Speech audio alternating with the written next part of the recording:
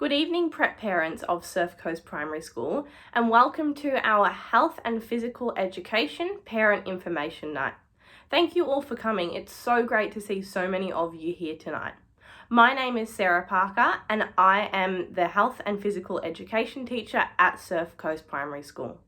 Throughout the evening, we will be covering health and PE and its place in the Australian curriculum for prep students, as well as the importance of health and PE for your little ones, and how we as teachers can best support your child through their health and PE journey. Health and physical education is one of the 9 learning areas in the Australian curriculum and is an essential component of children's learning. There are 2 strands within the health and PE learning area: personal, social and community health, and movement and physical activity, as you can see in this diagram here.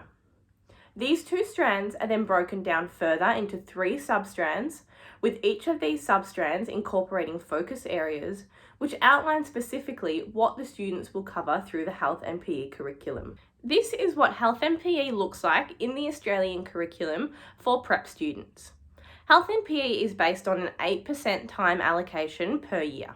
As stated in the Australian curriculum, health and physical education aims to encourage young Australians to flourish into healthy, safe and active beings, therefore investing in the future population of Australia. The health and physical education curriculum prioritises the provision of ongoing, age-appropriate learning about health and movement, where students have opportunity to practice, create, apply and evaluate knowledge and understanding of health and physical education. There are great benefits for children who participate in health and physical education.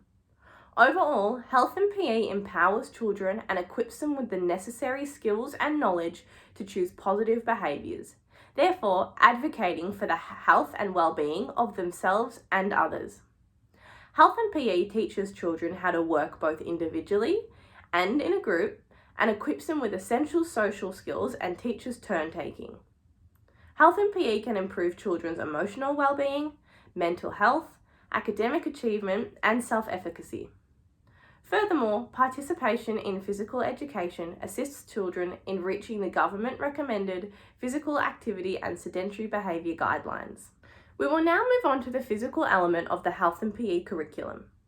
Fundamental movement skills, or FMS, are the basic movement skills developed in early childhood that provide important foundations for further development of sport-specific skills, which can influence children's future levels of physical activity. Seefeld proposed a concept known as a proficiency barrier. This means children who do not master FMS are less able, therefore are less likely to participate in more complex physical activities, therefore they will be less active throughout their future years. Between 30 to 40% of Australian adolescents do not achieve FMS mastery. At Surf Coast Primary School, we are committed to fostering proficiency in FMS, especially in the early years such as prep. More specifically, by the end of prep, students should be introduced to catching, kicking, running and vertical jumping. The progression of these skills continues throughout primary school, as you can see in this table. As teachers, understanding not only what to teach, but how to teach it in health and PE is essential. It is important to understand that my perceptions of health and PE as a teacher influence how I teach your children. When teaching health and PE, I adopt what's called a strengths-based approach that recognises that all children have particular strengths and interests that can be nurtured to promote a healthy and active lifestyle. As a teacher, this means I do not judge children for their lifestyles, rather I aim to empower them to make healthy choices that benefit themselves and others around them. I also use backwards mapping to plan my lessons, meaning I determine what I want students to learn, then design learning experiences that allows children to achieve these outcomes. Thank you all again for coming tonight. If you have any further questions, please don't hesitate to come find me at the end of the night. I'd be more than happy to answer them. It has been wonderful to see you all here tonight, and I look forward to working with you and your children throughout their health and PE journey.